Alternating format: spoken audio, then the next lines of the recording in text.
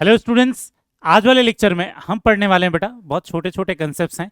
तीन अलग कंसेप्ट्स के बारे में पढ़ेंगे। ठीक है, पहली चीज पढ़ेंगे रिप्रेजेंटेशन ऑफ एटम कैसे करते हैं या रिप्रेजेंटेशन ऑफ आयन हम कैसे करते हैं। दूसरी चीज पढ़ेंगे आइसो सीरीज के बारे में जिसमें बहुत सारे टर्म्स पढ़ेंगे, उनकी डेफिनेशन पढ़ेंगे। और तीसरी चीज पढ़ेंगे रेडियो एक्टिविटी और एक्सरेज के बारे में। ठीक है, इससे पहले वाले एटॉमिक स्ट्रक्चर्स के लेक्चर्स में हमने क्या क्या पढ़ लिया, discovery of electron proton neutron, और इसके साथ ही हमने पढ़ लिया थॉमसन एंड रदरफोर्ड मॉडल की थ्योरी। ठीक है, तो आज का लेक्चर स्टार्ट करते हैं। सबसे पहली बात देखते हैं कि जो रिप्रेजेंटेशन ऑफ एटम होता है उसमें दो चीजें हम यूज करते हैं। एक है क्या चीज, एटॉमिक नंबर, और दूसरा क्या है, मास नंबर। एक्चुअल में जो एटॉमिक नंबर होता है ये क्या होता है, नंबर ऑफ प्रोटॉन। एटम के अंदर जो नंबर ऑफ प्रोटॉन्स होते हैं उसी को हम क्या बोलते हैं, एटॉमिक नंबर। और मास नंबर क्या होता है, ये होता है number of proton plus number of neutron, इन दोनों का समेशन। इन दोनों को जब ऐड कर देते हैं तो हम क्या बोल देते हैं, मास नंबर, जिसको हम ए से रिप्रेजेंट करते हैं। और जो एटॉमिक नंबर होता है उसे हम किससे रिप्रेजेंट करते हैं, जेड से रिप्रेजेंट करते हैं। ठीक है, तो एटम के रिप्रेजेंटेशन में हम क्या करते हैं, उसका एक सिंबल लिखते हैं, उसके नीचे की तरफ एटॉमिक नंबर ले देते हैं, लिख देते हैं, और ऊपर की तरफ हम एटॉमिक मास या मास नंबर लिख देते हैं। ठीक है, दोनों का मतलब थोड़ा सा अलग है। मूल कंसेप्ट में भी हमने वैसे ये रिप्रेजेंटेशन पढ़ा था बेटा, बट क्योंकि हम स्ट्रक्चर ऑफ एटम पढ़ रहे हैं तो इसी को दोबारा देख लेते हैं। ठीक है, जैसे एग्जांपल के लिए अगर हम नियॉन का रिप्रेजेंटेशन लिख रहे हैं तो नियॉन का रिप्रेजेंटेशन क्या हो जाएगा, यहाँ नीचे की तरफ इसका एटॉमिक नंबर लिख देंगे जो कि कितना होता है 10, और यहाँ ऊपर की तरफ इसका एटॉमिक मास लिख देंगे जो कि होता है 20। वैसे ही अगर एल्यूमिनियम का रिप्रेजेंटेशन कर रहे हैं तो नीचे आ जाएगा इसका एटॉमिक नंबर, ऊपर आ जाएगा इसका एटॉमिक मास या फिर मास नंबर। एटॉमिक मास तो रिलेटिव एटॉमिक मास को बोलते हैं, मास नंबर है केवल प्रोटॉन के नंबर और न्यूट्रॉन के नंबर का समेशन। यहां से इसको देखकर आप ये बता सकते हो कि नंबर ऑफ प्रोटॉन कितने होंगे। इसमें नंबर ऑफ प्रोटॉन कितने हो जाएंगे, इसके एटॉमिक नंबर के बराबर 10। नंबर ऑफ न्यूट्रॉन क्या हो जाएंगे बेटा, वो जो मास नंबर है उसी में से ये नंबर ऑफ प्रोटॉन को माइनस कर देना है। ठीक है, वैसे अगर एल्यूमिनियम के केस में देखें तो ये एल्यूमिनियम के केस में क्या हो जाएगा, यहाँ नंबर ऑफ प्रोटॉन कितने हो जाएंगे, ये 13, और नंबर ऑफ न्यूट्रॉन क्या हो जाएंगे, ये माइनस करके निकालेंगे 27 माइनस 13, ये हो जाएगा क्या, 14। ये तो न्यूट्रल एटम के लिए था। ऐसा ही रिप्रेजेंटेशन हम आयन के लिए भी कर सकते हैं। जैसे अगर S2 माइनस है तो इसका एटॉमिक नंबर कितना हो जाएगा, 16। ठीक है, और इसका जो एटॉमिक मास हो जाएगा, ये मास नंबर हो जाएगा ये 32। तो इसमें नंबर ऑफ प्रोटॉन हम कितना लिखेंगे, नंबर ऑफ प्रोटॉन लिखेंगे 16, लेकिन नंबर ऑफ इलेक्ट्रॉन क्या हो जाएगा, 2 एक्स्ट्रा हो जाएंगे। ये जो न्यूट्रल एटम है इसमें तो नंबर ऑफ प्रोटॉन और नंबर ऑफ इलेक्ट्रॉन क्या रहेंगे, सेम। लेकिन इस वाले केस में जहां चार्ज आ रहा है, निगेटिव चार्ज आएगा तो ज्यादा बढ़ जाएंगे क्या, नंबर ऑफ इलेक्ट्रॉन, और पॉजिटिव चार्ज आएगा तो नंबर ऑफ इलेक्ट्रॉन कम हो जाएंगे। तो यहाँ 2 निगेटिव चार्ज है, मतलब इसमें कितना हो जाएगा, ये हो जाएगा 18। प्रोटॉन के कंपैरिजन में 2 इलेक्ट्रॉन ज्यादा हो जाएंगे। ठीक है, वही नंबर ऑफ न्यूट्रॉन क्या हो जाएगा, इसमें क्या कर देंगे 32 माइनस 16, तो ये कितना आ जाएगा, 16 ही आ जाएगा बेटा। क्लियर है। एक दूसरा और एग्जांपल देख लेते हैं। जैसे मान लेते हैं हमारे पास क्या है, Na+ है, ये पॉजिटिव चार्ज है।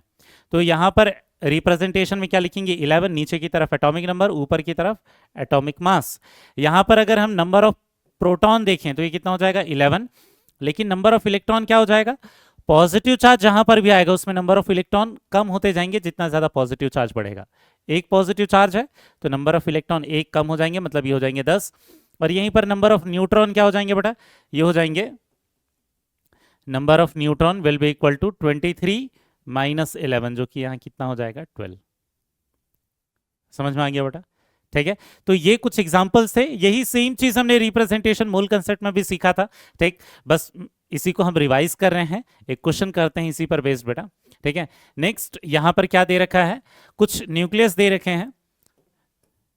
क्योंकि S2 माइनस हमने देख लिया था तो मैं सिंबल चेंज कर देता हूं इसका। ठीक है, इन तीनों में आपको बताना है नंबर ऑफ प्रोटॉन, न्यूट्रॉन।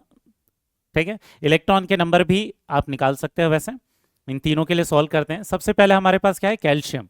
यहाँ पर नंबर ऑफ प्रोटॉन कहाँ से निकालेंगे, ये नीचे जो 20 लिखा है, और यही नंबर ऑफ इलेक्ट्रॉन भी हो जाएगा क्योंकि एटम क्या है, न्यूट्रल है। ठीक है, वैसे ही नंबर ऑफ न्यूट्रॉन क्या हो जाएगा, ये हो जाएगा 40 माइनस 20, मतलब कितना आ जाएगा, 20। ठीक, यहाँ आयरन की बात करते हैं, ये भी न्यूट्रल एटम है, मतलब number of proton will be equal to number of electron, जो कि किसके बराबर होगा, एटॉमिक नंबर के बराबर होगा। यहीं पर जो नंबर ऑफ न्यूट्रॉन है ये किसके बराबर होगा, मास नंबर माइनस एटॉमिक नंबर, जो कि कितना हो जाएगा, 30। क्लियर हो रहा है। सबसे लास्ट वाले एग्जांपल में देखते हैं, यहाँ नाइट्रोजन के केस में नंबर ऑफ प्रोटॉन जो होगा ये तो 7 ही रहेगा, लेकिन नंबर ऑफ इलेक्ट्रॉन अब चेंज हो जाएंगे। जितना निगेटिव चार्ज होगा नंबर ऑफ इलेक्ट्रॉन उतने ज्यादा रहेंगे। तो 7 न्यूट्रल एटम में तो 7 रहा होता, लेकिन 3 का निगेटिव चार्ज है, उसके कारण यहाँ नंबर ऑफ इलेक्ट्रॉन कितने हो जाएंगे 10। यहीं पर नंबर ऑफ न्यूट्रॉन कितने हो जाएंगे बेटा, ये हो जाएगा 14 - 7, मतलब कितना हो जाएगा 7। क्लियर हो गया बेटा? ठीक है, तो इस तरीके से आप number of proton, electron, neutron ये सारी चीजें निकाल सकते हो। लेकिन स्ट्रक्चर ऑफ एटम की जो एनसीईआरटी है उसमें कुछ न्यूमेरिकल भी दे रखे हैं बेटा इसी पर बेस्ड। ठीक है, उन न्यूमेरिकल्स को ट्राई करते हैं। ठीक है, नेक्स्ट देखना, यहां पर क्या दे रखा है, x2 minus has 56 electron, the atomic number x is. तो यहां देखना, इस पर x पर क्या है, 2 माइनस का चार्ज है, 2 माइनस का चार्ज है, तो टोटल इलेक्ट्रॉन कितने बोल रहा है, ये 56 इलेक्ट्रॉन है, मतलब ये नंबर ऑफ इलेक्ट्रॉन इतने हैं। अगर नंबर ऑफ प्रोटॉन की बात करें तो नंबर ऑफ प्रोटॉन इससे 2 कम होंगे, क्यों, क्योंकि 2 का निगेटिव चार्ज होने के कारण नंबर ऑफ इलेक्ट्रॉन 2 से ज्यादा बढ़ जाएंगे, मतलब नंबर ऑफ प्रोटॉन कितने रहे होंगे 54। तो न्यूट्रल एटम में नंबर ऑफ इलेक्ट्रॉन 54 रहे होंगे, -2 के चार्ज के कारण 56 हो रहे हैं, मतलब नंबर ऑफ प्रोटॉन 54 थे, तो इसका एटॉमिक नंबर भी क्या हो जाएगा 54। समझ में आया? अब देखते हैं इसके बाद नेक्स्ट वाले न्यूमेरिकल पर। इसके बाद जो हम 3 न्यूमेरिकल देखेंगे बेटा, ये थोड़े ट्रिकी टाइप के हो सकते हैं, ध्यान से समझना। ठीक है, एनसीईआरटी के न्यूमेरिकल है तो आपको आने ही चाहिए। ठीक, यहां देखना, an element with mass number 81, यहां मास नंबर कितना दे रखा है 81 दे रखा है। मास नंबर 81 दे रखा है, इसका मतलब क्या है, number of proton plus number of neutron, इन दोनों का नंबर का समेशन कितना हो जाएगा 81। इतना तो क्लियर हो गया होगा, बिल्कुल सिंपल कंसेप्ट पर बेस्ड है, लेकिन थोड़ा मैथमेटिकल क्वेश्चन है। आगे देखते हैं क्या दिया है, contains 31.7% more neutron as compare to protons. तो क्या बोल रहा है, जो नंबर ऑफ न्यूट्रॉन्स है इट इज 31.7% मोर है देन नंबर ऑफ प्रोटॉन्स। अब इसका मतलब क्या है, इसका मतलब है कि ये जो नंबर ऑफ प्रोटॉन रहे होंगे, ठीक है, उससे और 31.7% ज्यादा है नंबर ऑफ न्यूट्रॉन। तो नंबर ऑफ प्रोटॉन ओरिजिनली तो कुछ रहे ही होंगे, प्लस 31.7%, मतलब 31.7/100 ये नंबर ऑफ प्रोटॉन, इतना ज्यादा रहा होगा ये क्या चीज, नंबर ऑफ न्यूट्रॉन। क्लियर हुआ? ये क्योंकि हमने नंबर ऑफ प्रोटॉन जितना भी ओरिजिनल था उससे कितना ज्यादा, उससे 31.7% ज्यादा, मतलब उतना और ऐड कर देंगे, तो एक्चुअल में ये कितना निकल कर आ जाएगा 1.317 number of proton will be equal to number of neutron. समझ में आया बेटा उस स्टेटमेंट का मतलब क्या है?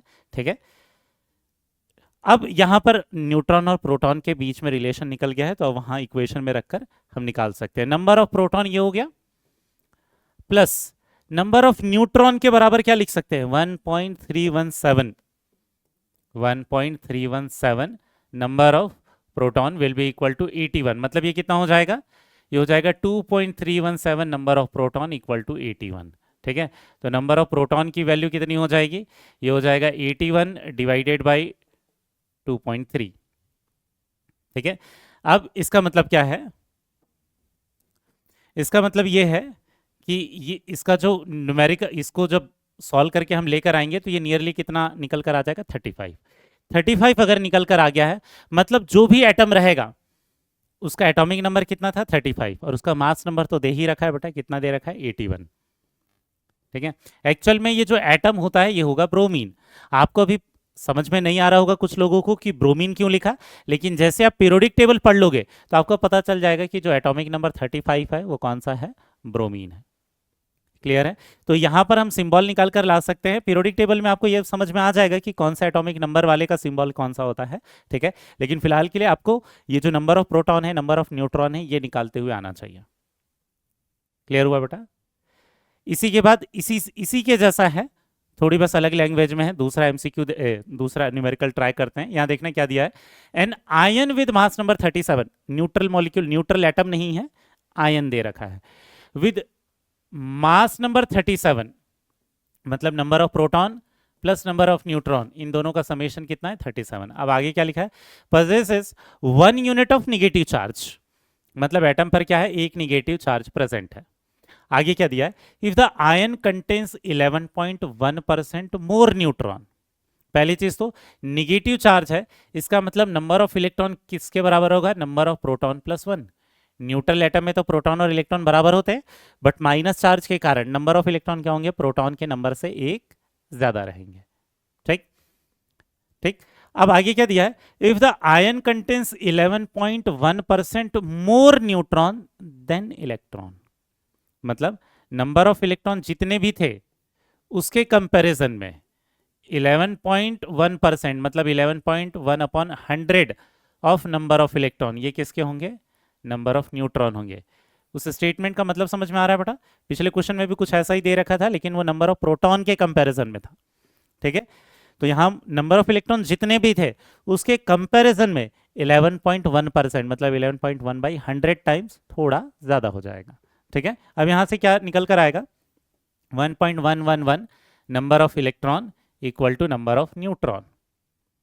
अब हम क्या करते हैं, यहाँ पर नंबर ऑफ प्रोटॉन और नंबर ऑफ न्यूट्रॉन की वैल्यू रख देते हैं। नंबर ऑफ प्रोटॉन के बदले क्या रख सकते हैं, नंबर ऑफ इलेक्ट्रॉन -1 रख सकते हैं यहाँ से। इसी से नंबर ऑफ प्रोटॉन क्या निकल कर आ जाएगा, नंबर ऑफ इलेक्ट्रॉन -1।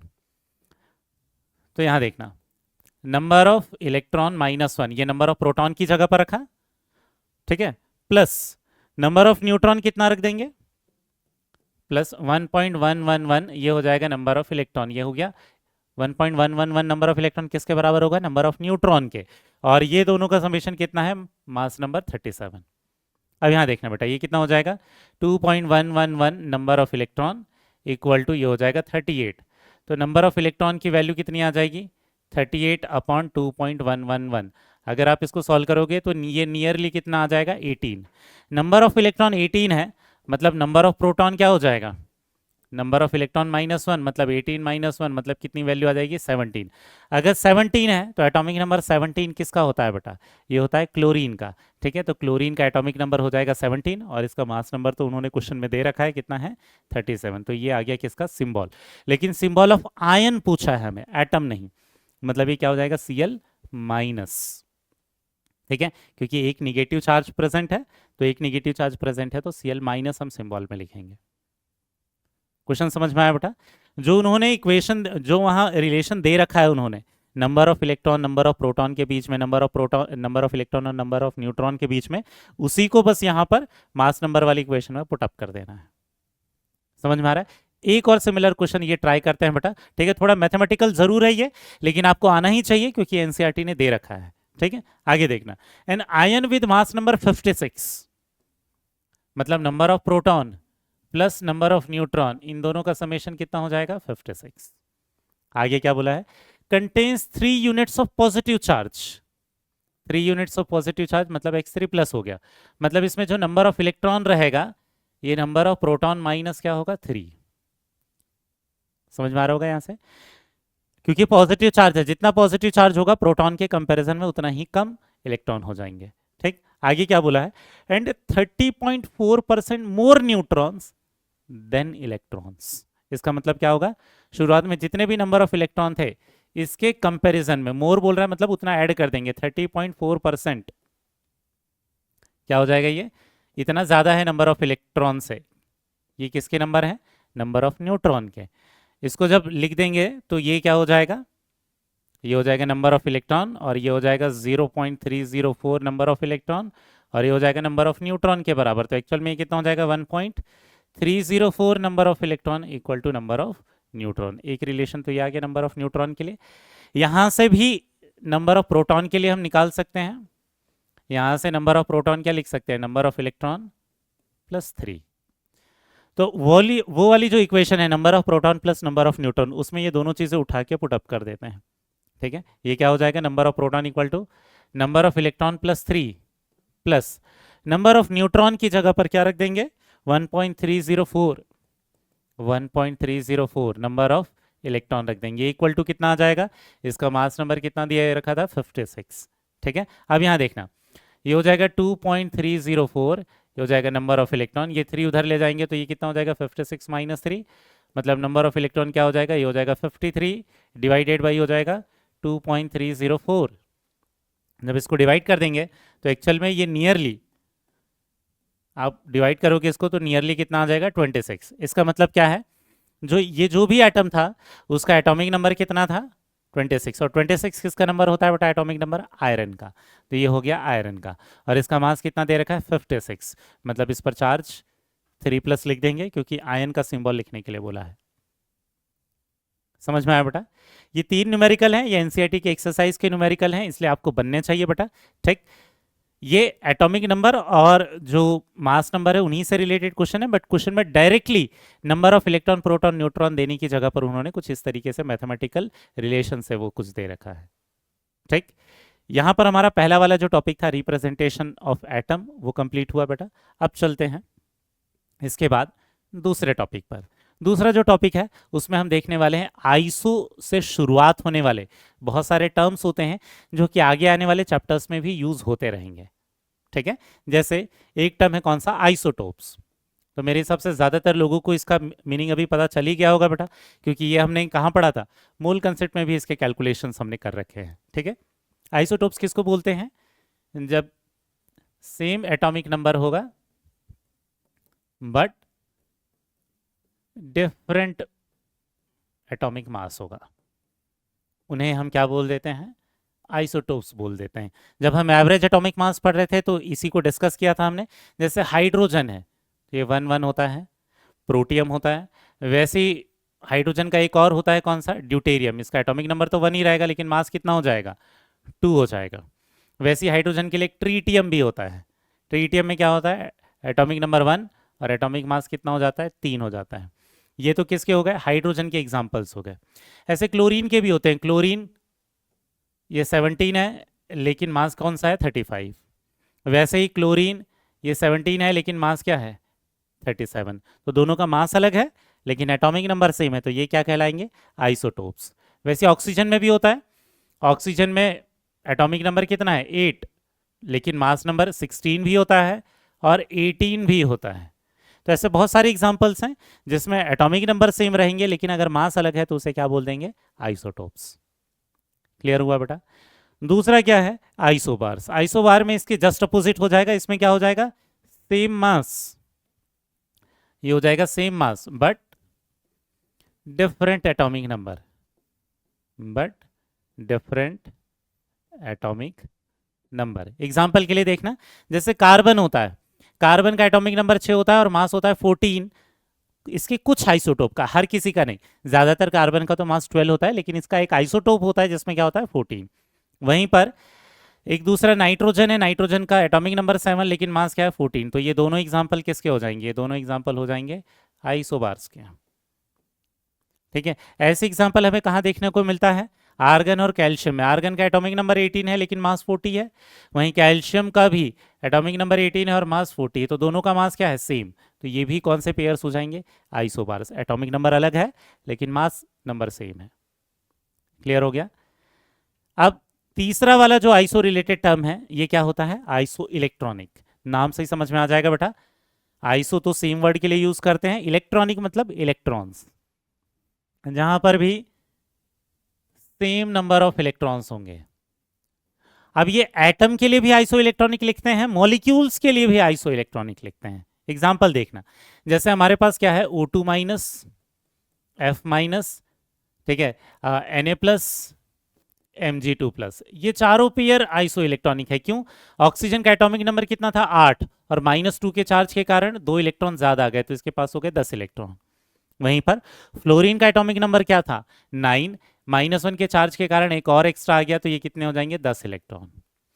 Na+ में देखना, सोडियम का एटॉमिक नंबर है 11 लेकिन +1 के चार्ज के कारण एक कम हो गया तो ये भी क्या हो जाएगा, 10 इलेक्ट्रॉन। Mg2+ में इसका एटॉमिक नंबर है 12 लेकिन +2 के चार्ज के कारण 2 कम हो जाएंगे तो ये भी क्या हो जाएगा, 10 इलेक्ट्रॉन। तो आपको क्या दिखेगा, ये चारों के चारों जो है इसमें नंबर ऑफ इलेक्ट्रॉन क्या है, सेम, तो इसे क्या बोल देंगे, आइसो इलेक्ट्रॉनिक। समझ में आ रहा है? ठीक है, अब ये आइसो इलेक्ट्रॉनिक तो ये हो गया। ऐसा जरूरी नहीं कि केवल आयंस और एटम्स ही आइसो इलेक्ट्रॉनिक्स होंगे, हमारे पास मॉलिक्यूल्स भी आइसो इलेक्ट्रॉनिक हो सकते हैं। जैसे एग्जांपल के लिए देखना, ये CO2 है और दूसरा क्या हो जाएगा, N2O। यहां देखना, कार्बन के इलेक्ट्रॉन 6, 2 ऑक्सीजन के कितने 16, तो ये कितना हो जाएगा 22। N2O में देखना, एक नाइट्रोजन का 7, 2 नाइट्रोजन के 14 और ऑक्सीजन का कितना हो जाएगा 8, तो ये कितना हो जाएगा, ये भी 22। दोनों के नंबर ऑफ इलेक्ट्रॉन 22 हो गए, तो ये भी क्या हो जाएगा, आइसो इलेक्ट्रॉनिक स्पीसीज हो जाएंगे। समझ में आया? तो ये एटम साइंस के लिए भी यूज कर सकते हैं, कंपाउंड के लिए भी इनको यूज कर सकते हैं बेटा। ठीक। इसके बाद नेक्स्ट जो है, नेक्स्ट वाला जो टर्म है वो क्या है, आइसोटोन्स। आइसोटोन्स किसके लिए यूज होता है? ऑब्वियसली इनमें कुछ ना कुछ तो सेम होने वाला है। इसमें क्या सेम होंगे? इसमें होंगे सेम नंबर ऑफ न्यूट्रॉन्स। जहां पर भी नंबर ऑफ न्यूट्रॉन्स सेम हो जाए, ठीक है, वहां उसे क्या बोल देंगे हम, आइसोटोन्स। एग्जाम्पल के लिए जैसे सोडियम है, सोडियम का 11 एटॉमिक नंबर होता है, 23 ये मास होता है। वैसे ही मैग्नीशियम है, इसका एटॉमिक नंबर 12 होता है, एटॉमिक मास कितना होता है, 24। इसमें जो नंबर ऑफ न्यूट्रॉन्स निकालेंगे तो 23 माइनस 11 कितना हो जाएगा, 12। इसमें भी जब निकालेंगे तो ये 24 माइनस 12 कितना आ जाएगा, ये भी 12। दोनों में नंबर ऑफ न्यूट्रॉन्स क्या है बेटा, सेम। अगर नंबर ऑफ न्यूट्रॉन सेम आते हैं तो हम उसे क्या बोल देंगे, आइसोटोन्स। एग्जाम्पल समझ में आ रहा है? ठीक। बस आपको मीनिंग याद रखनी है, बहुत सिंपल चीजें हैं निकालना। ठीक। आइसो इलेक्ट्रॉनिक में same number of electron, isotones में सेम नंबर ऑफ न्यूट्रॉन्स। इसके बाद दो और टर्म के बारे में पढ़ते हैं बेटा, जिसमें से एक क्या है, आइसोडाइफर, और दूसरा है आइसोएस्टर्स। इसके अलावा भी कुछ और टर्म होते हैं, लेकिन वो एटम से नहीं, वो मॉलिक्यूल से रिलेटेड है। जैसे एक होता है आइसोस्ट्रक्चरल, या एक होता है आइसोमॉर्फस, लेकिन इन वर्ड्स को हम पढ़ेंगे केमिकल बॉन्डिंग में। ठीक है, क्योंकि वो मॉलिक्यूल के स्ट्रक्चर से रिलेटेड है। ठीक। आइसोडाइफर समझते हैं। आइसोडाइफर्स में होता क्या है, same difference between neutron and proton.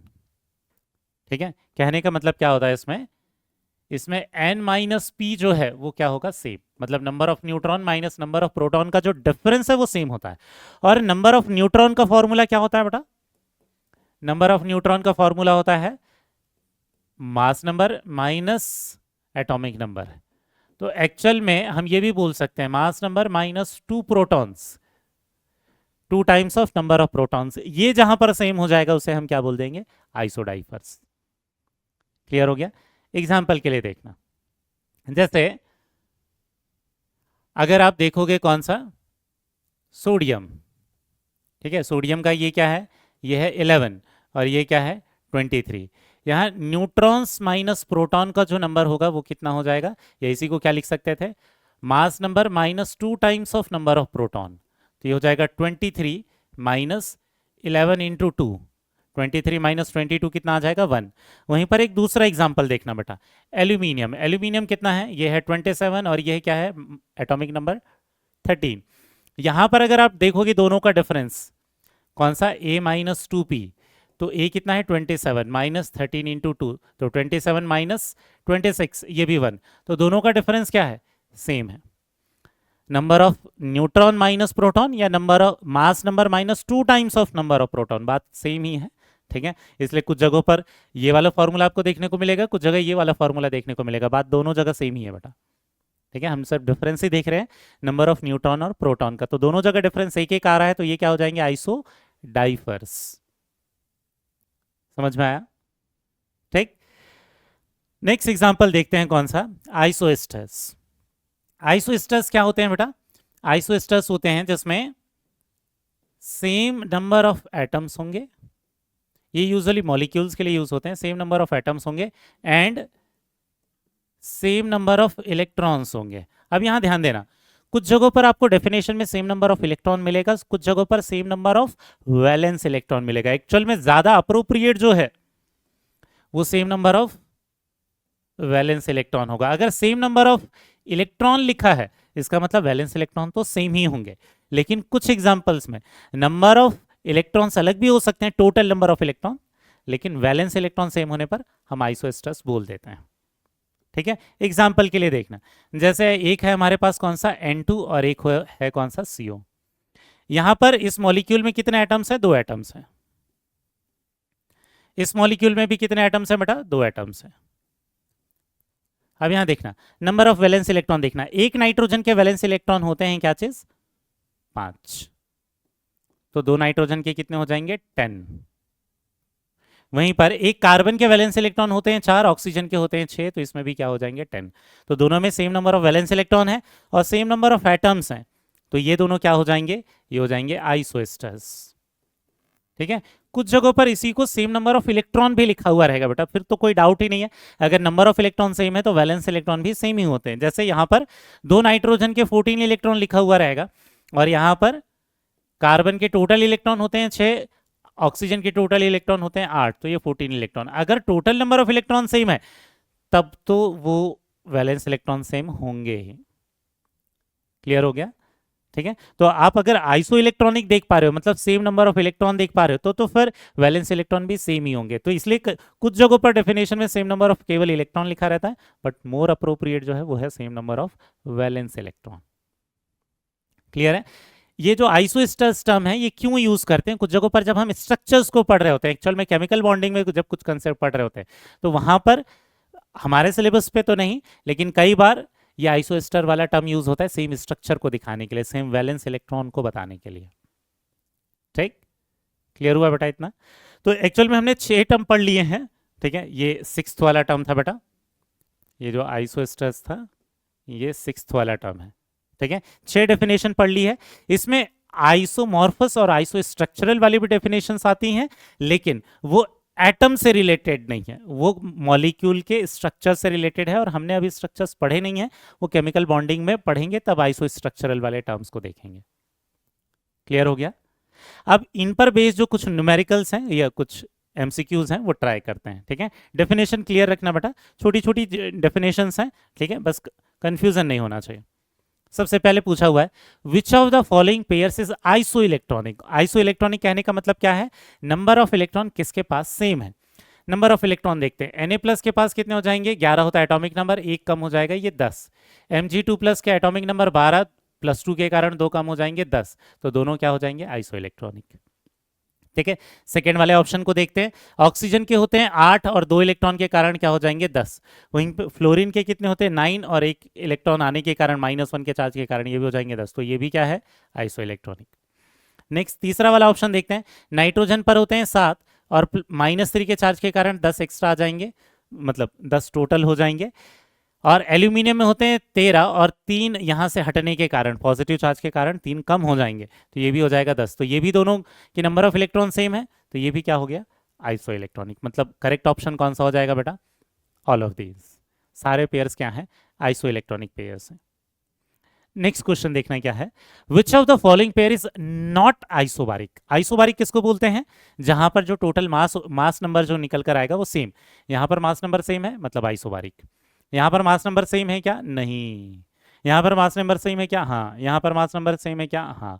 मतलब कौन आइसोबारिक नहीं है? सेकेंड वाला ऑप्शन। ठीक है मैडम, बहुत छोटी छोटी चीजें हैं, बस आपको डेफिनेशन पता रहनी चाहिए इसकी। ठीक है, नेक्स्ट क्या है, which of the following are not isotones. Not isotones मतलब किसमें नंबर ऑफ न्यूट्रॉन सेम नहीं है। पहले वाले में देखते हैं, कार्बन में 14 इसका तो मास नंबर है, माइनस इसका एटॉमिक नंबर कर देंगे तो ये आ जाएगा 8। नंबर ऑफ न्यूट्रॉन इसमें कितने आ जाएंगे? 8 आ जाएंगे। वैसे ही नाइट्रोजन में देखते हैं, इसका एटॉमिक नंबर यहाँ क्वेश्चन में कितना दिया है? 15। जो क्वेश्चन में दिया है वही लेना है बेटा। नाइट्रोजन का नॉर्मली वैसे 14 होता है, बट ये उसका कोई आइसोटोप दे दिया है उन्होंने। 15 माइनस नाइट्रोजन का कितना होता है? 7 एटॉमिक नंबर, तो 15 माइनस 7 8, तो दोनों के नंबर ऑफ न्यूट्रॉन्स तो सेम आ गए, मतलब ये क्या है? आइसोटोन्स तो है। हमें पूछा है नॉट आइसोटोन्स। ठीक है, सेकेंड वाले ऑप्शन को देखते हैं, यहाँ कितना हो जाएगा? 15 माइनस 7, ये तो 8 ही आ गया। ऑक्सीजन के केस में निकालते हैं, 16 माइनस इसका एटॉमिक नंबर 8, तो 8 न्यूट्रॉन्स, दोनों ही सेम आ रहे हैं, तो ये भी आइसोटोन्स है। नेक्स्ट देखना, यहाँ थर्ड वाले ऑप्शन में कार्बन के लिए अगर निकालते हैं हम, तो इसका है 13 माइनस इसका एटॉमिक नंबर कितना हो गया? 6, तो ये हो जाएगा 7। यहीं पर ये वाले नाइट्रोजन में 14 माइनस इसका एटॉमिक नंबर 7, तो ये भी कितना आ गया? 7। दोनों में नंबर ऑफ न्यूट्रॉन सेम आ रहे हैं, मतलब ये भी क्या है? आइसोटोन्स। लास्ट वाला केस देखते हैं बेटा, यहाँ 12 हो गया, माइनस कार्बन का एटॉमिक नंबर 6, तो इसके हो जाएंगे 6 न्यूट्रॉन्स। वैसे ऑक्सीजन में कितना हो जाएगा? 16 माइनस इसका एटॉमिक नंबर 8, तो ये हो जाएगा 8 न्यूट्रॉन्स। इसमें सेम नहीं आ रहा है, मतलब हमारा यही करेक्ट ऑप्शन होगा। ठीक, आइसोटोन्स मतलब जिसमें नंबर ऑफ न्यूट्रॉन्स सेम हो। हमें नॉट आइसोटोन्स बोला था, तो हमें ये देखना था कि इसमें नंबर ऑफ न्यूट्रॉन सेम नहीं आ रहे हैं। नेक्स्ट वाले क्वेश्चन को देखते हैं बेटा, मेरे हिसाब से आप खुद से भी ट्राई कर सकते हो। क्वेश्चन क्या है, which of the following are isosteres. Isosteres मतलब क्या बोल देंगे हम? Same number of atom, same number of valence electron. यहाँ देखना CO, CO में कितने हैं, कार्बन में कितने होते हैं, इसमें भी 2 एटम है, इसमें भी 2 एटम है, ठीक है, दोनों में 2-2 एटम्स हैं। अब नंबर ऑफ इलेक्ट्रॉन्स काउंट करेंगे तो वैलेंस इलेक्ट्रॉन काउंट करके भी कर सकते हैं, ठीक है, और टोटल इलेक्ट्रॉन्स काउंट करके भी आंसर कर सकते हैं। अगर टोटल इलेक्ट्रॉन सेम है तो वैलेंस इलेक्ट्रॉन सेम होंगे ही, ठीक है। कार्बन के कितने हैं वैलेंस इलेक्ट्रॉन 4, और ऑक्सीजन के वैलेंस इलेक्ट्रॉन कितने होते हैं 6, तो ये हो गया 10। नाइट्रोजन के 5, दूसरे नाइट्रोजन के भी 5, तो टोटल वैलेंस इलेक्ट्रॉन 10, ठीक है। आप इसमें क्या कर सकते हो बेटा, इसी के जगह पर टोटल नंबर ऑफ इलेक्ट्रॉन्स भी ले सकते हो, उससे भी आंसर सेम ही आएगा, ठीक है, क्योंकि अगर इलेक्ट्रॉन्स के नंबर सेम है तो क्या हो जाएंगे, वैलेंस इलेक्ट्रॉन तो सेम ही होंगे। कार्बन के 6, ऑक्सीजन के 8, तो ये कितना हो गया 14, इसका 7 + 7 ये भी कितना आ गया 14, तो नंबर ऑफ इलेक्ट्रॉन सेम ही है, एटम भी सेम है, तो ये आइसोस्टर्स है। यहाँ देखना कैल्शियम के कितने होंगे 20, इसका हो जाएगा 20, ऑक्सीजन के कितने हो जाएंगे 8, तो ये हो जाएगा 28, पोटेशियम का कितना हो जाएगा 19, और फ्लोरीन के कितने हो जाएंगे 9, ये कितना हो गया 28, सेम आ रहे हैं।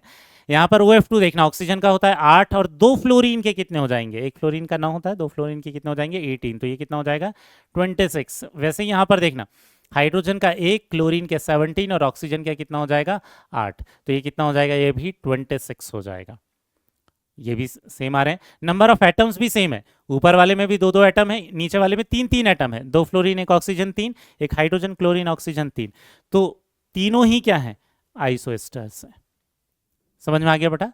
मैंने टोटल नंबर ऑफ इलेक्ट्रॉन से इसलिए करा दिया क्योंकि वो निकालना आपके लिए ज्यादा आसान हो जाता। अगर आइसो इलेक्ट्रॉनिक है तब तो वैलेंस इलेक्ट्रॉन 2 सेम रहेंगे ही, ठीक।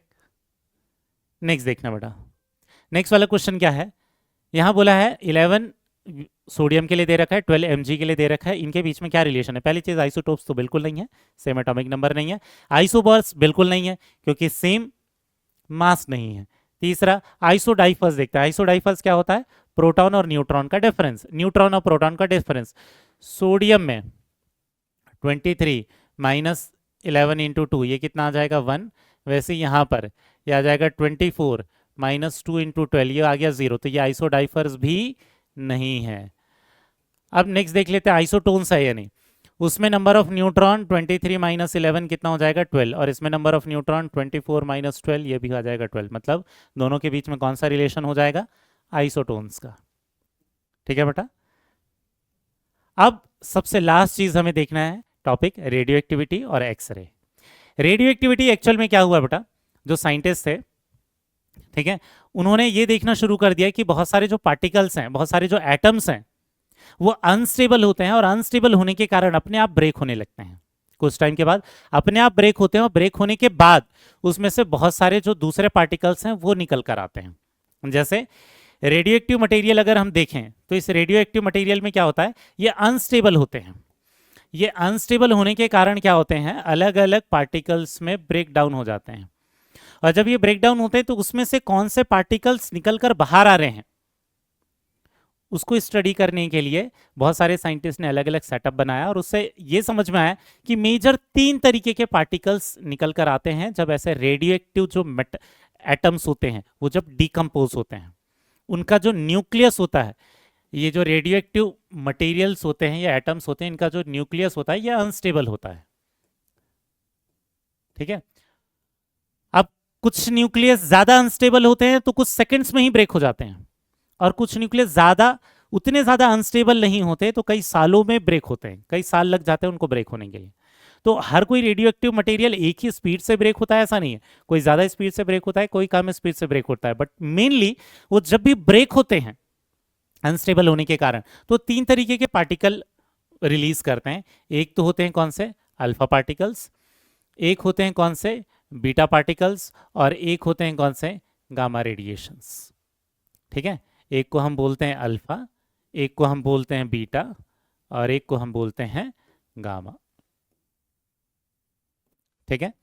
अब इनकी प्रॉपर्टीज साइंटिस्ट ने कैसे पढ़ा, इसके आसपास इलेक्ट्रिक फील्ड अप्लाई कर दिया, तो पॉजिटिव वाला जो है अल्फा जो पार्टिकल है वो एक्चुअल में निगेटिव जो प्लेट्स थे, निगेटिव चार्ज वाले जो प्लेट थे उसकी तरफ अट्रैक्ट होता है। मतलब इससे ये समझ में आ गया कि इस पर चार्ज पॉजिटिव रहा होगा तभी तो वो निगेटिव प्लेट की तरफ अट्रैक्ट हो रहा है। फिर बाद में ये समझ में आया कि अल्फा पार्टिकल एक्चुअल में क्या होता है, हीलियम का ही न्यूक्लियस होता है जिसमें से दो इलेक्ट्रॉन बाहर चले जाते हैं, और उसी अल्फा पार्टिकल को अगर दो इलेक्ट्रॉन दे दें तो वो हीलियम में कन्वर्ट हो जाता है।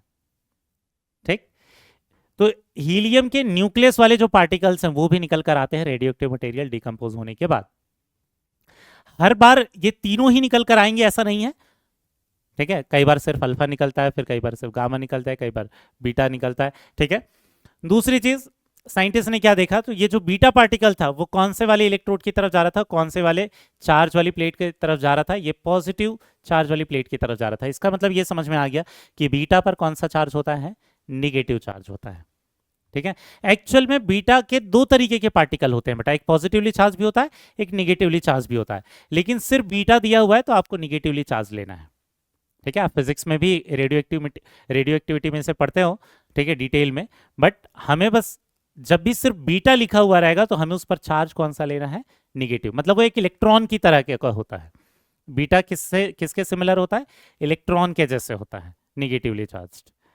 एक्चुअल में बीटा माइनस और बीटा प्लस भी होता है, इलेक्ट्रॉन की तरह एक पॉजिट्रॉन भी होता है, लेकिन कुछ भी चार्ज नहीं लिखा हुआ है आपको तो उस पर चार्ज कौन सा मानोगे, निगेटिव। क्यों, क्योंकि वो पॉजिटिव प्लेट की तरफ मोस्टली जाता है। ठीक, तीसरा होता है गामा, ये एक तरीके का क्या है, रेडिएशन है। गामा क्या है, ये एक तरीके का इलेक्ट्रोमैग्नेटिक रेडिएशन है। इलेक्ट्रोमैग्नेटिक का मतलब क्या है, ये हम नेक्स्ट वाले लेक्चर में पढ़ेंगे बेटा, ठीक है, जब हम इलेक्ट्रोमैग्नेटिक रेडिएशंस के बारे में पढ़ेंगे। फिलहाल के लिए बस आपको इतना पता रहना चाहिए, ये इलेक्ट्रोमैग्नेटिक रेडिएशन है, बहुत ही ज्यादा एनर्जी वाली रेडिएशन है।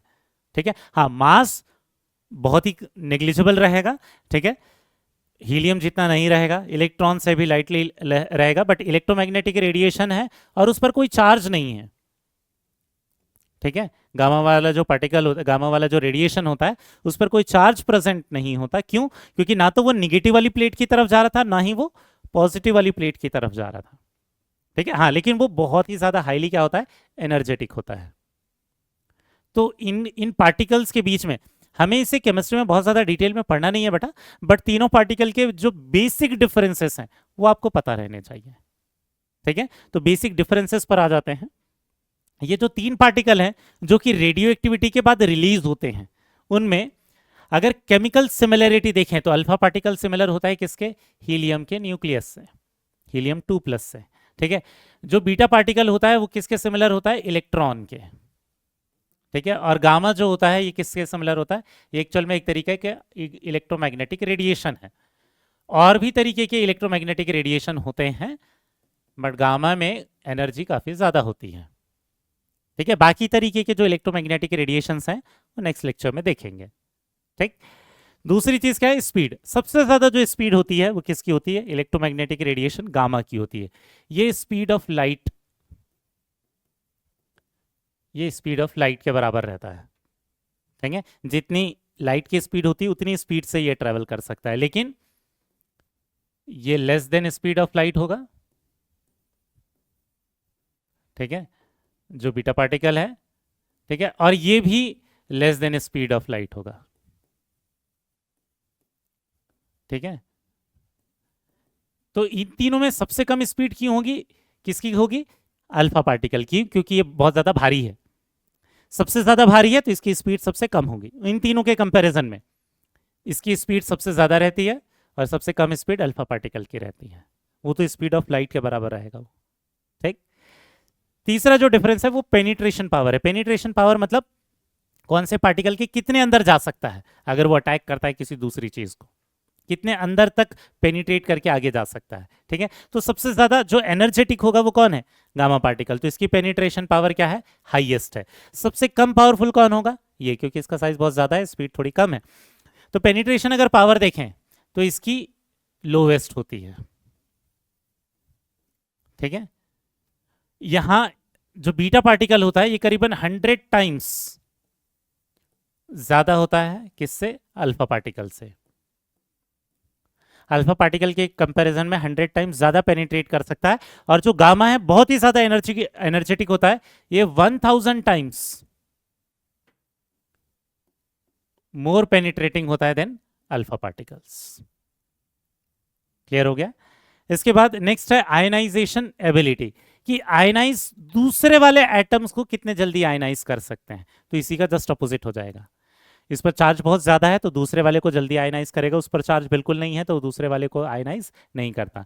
तो इसमें क्या होता है, अगर दूसरे को आयनाइज करने की एबिलिटी देखें तो ये सबसे हाईएस्ट होता है, पेनिट्रेशन पावर का जस्ट अपोजिट हो जाएगा, ये इंटरमीडिएट होगा दोनों के। और दूसरे को आयनाइज करने की जो टेंडेंसी है वो गामा रेडिएशन में क्या होगी, सबसे कम हो जाएगी।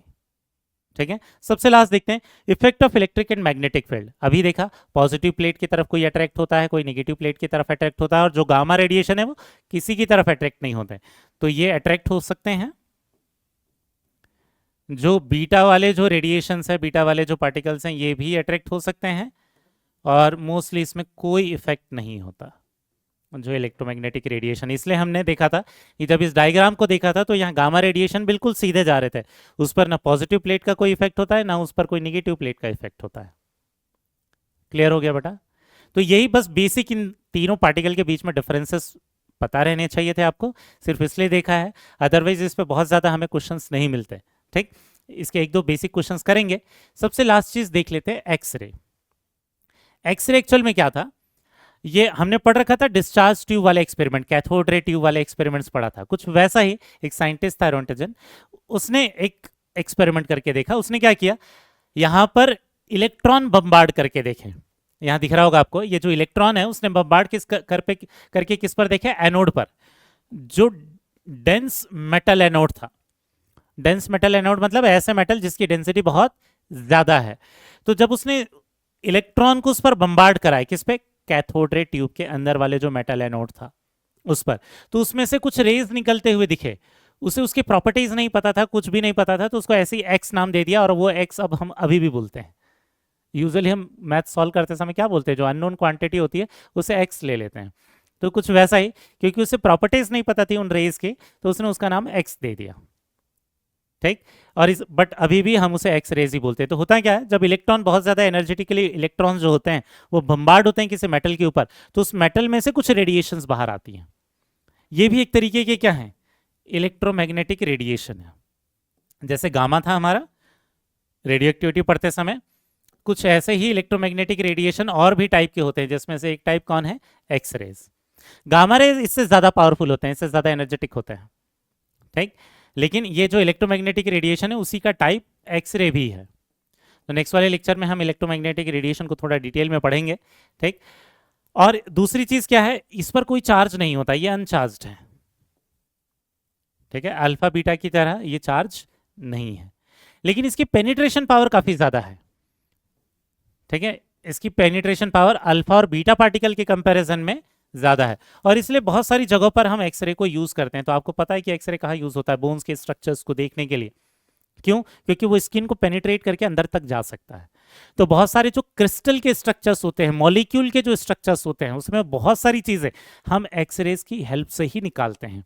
क्यों, क्योंकि वो हाई पेनिट्रेशन पावर वाले होते हैं। क्लियर हुआ, और इसलिए एक्सरे का इतना ज्यादा यूज है। आगे जाकर हम जब देखेंगे कि मॉलिक्यूल के जब साइजेस निकालते हैं, एटम के जब रेडियस निकालते हैं, एटम के साइजेस निकालते हैं, तो उसमें एक्सरेज बहुत ज्यादा यूज होता है। क्लियर हुआ, क्यों, क्योंकि उनका पेनिट्रेशन पावर काफी ज्यादा है। ठीक है बेटा, आपको बस इतना ही पढ़ना था कि जब इलेक्ट्रॉन बम्बार्ड करते हैं किसी, हम बहुत ज्यादा एनर्जी से किस पर, मेटल पर, किसी पर, तो वो कुछ रेज क्या करते हैं, एमिट करते हैं। उन रेज, वो रेज जो हैं वो कौन सी होती हैं, एक्स रेज होती हैं। ठीक है, एक्चुअल में इसी एक्सरे की फ्रीक्वेंसी को पढ़कर, इसी एक्सरेज की हेल्प से बाद में मॉडर्न पीरियोडिक टेबल बना था। कैसे बना था ये पीरियोडिक टेबल में डिस्कस करेंगे।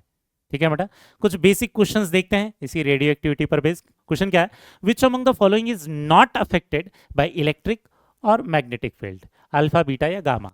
किस पर कोई इफेक्ट नहीं होगा, गामा रेस पर, क्योंकि इस पर कोई चार्ज प्रेजेंट नहीं होता।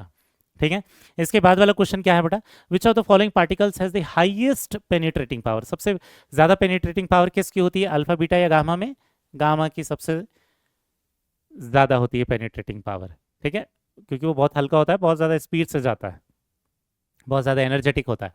लास्ट क्या है, what is the charge on a beta particle. यहाँ बीटा माइनस लिखा हुआ है, ठीक है, तो उस पर कौन सा चार्ज होगा, -1, क्योंकि उसको हम किसकी तरह ट्रीट करते हैं, इलेक्ट्रॉन की तरह ट्रीट करते हैं। ठीक है, हमने पहले भी बोला था बीटा वैसे दो तरीके के होते हैं, beta minus beta plus, but actual में जब भी हमें बीटा दिया हुआ रहेगा तो हम उसे किसकी तरह अज्यूम करेंगे, निगेटिवली चार्ज्ड पार्टिकल इलेक्ट्रॉन की तरह। क्लियर हुआ बेटा? तो आज वाले लेक्चर में कुछ बेसिक बेसिक जो टर्म्स थे, ठीक है, उनको हमने पढ़ लिया है, रिप्रेजेंटेशन पढ़ लिया है, आइसो सीरीज पढ़ लिया है और रेडियो एक्टिविटी एंड एक्सरेस पढ़ लिया है। नेक्स्ट वाले लेक्चर में हम पहले देखेंगे बेटा इलेक्ट्रोमैग्नेटिक रेडिएशंस। अब आपको डाउट ये आ रहा होगा कि स्ट्रक्चर ऑफ एटम में इलेक्ट्रोमैग्नेटिक रेडिएशंस क्यों पढ़ रहे हैं। उसका रीजन ये है कि आगे वाले लॉ, जितने भी लॉज हैं या फिर ये बोल सकते हो कि स्ट्रक्चर ऑफ एटम के जितने भी मॉडल हैं, वे वो मॉडल इलेक्ट्रोमैग्नेटिक रेडिएशन की हेल्प से ही निकल कर आए। ठीक है, जो हम इलेक्ट्रोमैग्नेटिक रेडिएशन पढ़ रहे हैं उनकी प्रॉपर्टीज की हेल्प से ही एटम के स्ट्रक्चर्स निकले हैं। इसीलिए इसके नेक्स्ट वाले कुछ लेक्चर्स में हमारा सारा फोकस इलेक्ट्रोमैग्नेटिक रेडिएशंस को पढ़ने पर ही होगा। और जब हम इलेक्ट्रोमैग्नेटिक रेडिएशन पूरी तरीके से पढ़ लेंगे उसके बाद हमारे लिए आएगा कौन सा मॉडल, बोर मॉडल, क्योंकि उसमें इलेक्ट्रोमैग्नेटिक रेडिएशंस के बहुत ज़्यादा प्रॉपर्टी हम यूज़ करने वाले हैं। क्लियर हुआ बेटा? तो आज के लेक्चर को यहीं पर कंप्लीट करते हैं। Thank you, bye.